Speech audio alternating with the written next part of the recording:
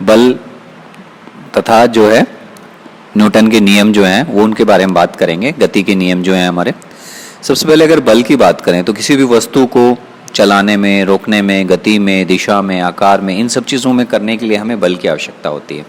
एक rubber band को खींचने से, ट्रॉली को धक्का मार रहे हैं, कार में ब्रेक लगाना, आटा गूंदना, ये सारी चीज़ें जो काम हो रहे हैं इनमें सब में बल लग रहा है।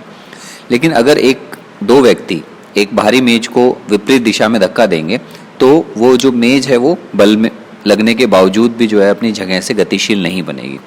ऐसा क्यों होता है? क्योंकि दोनों तरफ से लगने वाला बल क्या बन गया, वो संतुलित बन लग गया, बराबर का लग रहा है। इसी तरह से अगर एक तरफ बल अधिक होगा तो वो उसी दिशा में चली जाएगी जिस तरफ उसके बल अधिक है। मतलब अगर वो पीछे से पुश कर रहा है तो उसके सामने वाली दिशा में जाएगी, और अगर वो अपनी तरफ खींच रहा है तो उसकी दिशा में चली जाएगी। जैसे कि रस्सा कसी का गेम में दिखा रखा है, यहाँ पे दोनों का बल बराबर है तो इसको संतुलित बल बोलते हैं। यहाँ पे इनका बल ज़्यादा हो गया तो ये विजेता हो गए, ये दूसरों को अपनी तरफ खींच लाएंगे।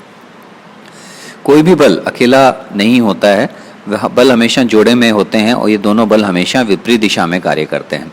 घर्षण बल गति की विपरीत दिशा में कार्य करता है, जहाँ पर भी जितना आप अधिक घर्षण होगा उतना ही आपकी गति कम होती चली जाएगी। जब तक वस्तु पर लगाए जाने वाला बल उसके घर्षण बल से अधिक होकर उसे असंतुलित नहीं करेगा तब तक वस्तु नहीं हिलेगी। कहने का मतलब है कि कोई भी चीज़ को हम जब गतिशील बनाना चाह रहे हैं तो उस पर जो ताकत लगानी पड़ रही है हमें, उसका कारण क्या है कि हमें घर्षण बल से अधिक वो ताकत बनानी पड़ेगी। जड़त्व क्या होता है? प्रत्येक वस्तु अपनी गति की अवस्था में परिवर्तन का विरोध करता है और अपनी मूल अवस्था को बनाए रखना चाहता है। जैसे कोई बॉल पड़ी है, जब तक वो आप उसको किक नहीं करोगे या आप उसको पैर से धक्का नहीं दोगे वो वैसे ही रहेगी। तो इसी तरह से कोई गतिशील वस्तु है वो जब तक नहीं रुकेगी जब तक कि उसके ऊपर बल नहीं लग रहा हो। लेकिन आप कहोगे कि बॉल तो अपने आप रुक जाती है, उसके ऊपर जो है घर्षण बल लग रहा है उस टाइम विपरीत दिशा में, इस कारण से वो रुकती है।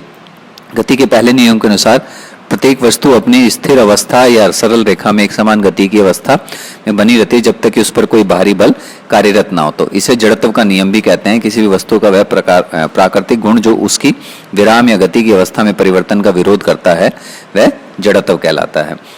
जैसे कि चलती बस में सभी कुछ गतिशील अवस्था में होते हैं, लेकिन अचानक से ब्रेक लगने पर बस तो रुक जाती है, लेकिन हमारे शरीर का ऊपरी भाग बस के साथ गतिशील था, इसलिए हम जो है आगे की तरफ गिरते हैं। इसी तरह से जो है अगर बस रुकने के बाद चलेगी तो हम पीछे की तरफ जाएंगे।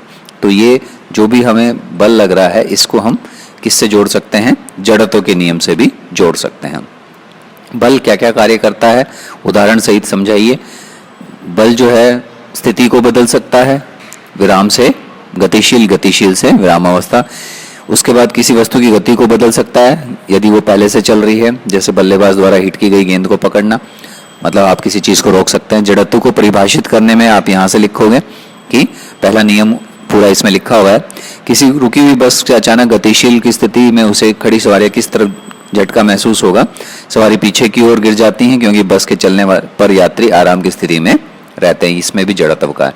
निम्न में से किसी का जड़त्व अधिक होगा, जो जिसका भार अधिक होगा उसका जड़त्व भी अधिक होगा। कार एवं बस में से बस, साइकिल एवं मोटरसाइकिल में से मोटरसाइकिल और ठेला गाड़ी एवं रेलगाड़ी में से रेलगाड़ी। तो उम्मीद है वर्कशीट पसंद आई होगी। देखने के लिए धन्यवाद।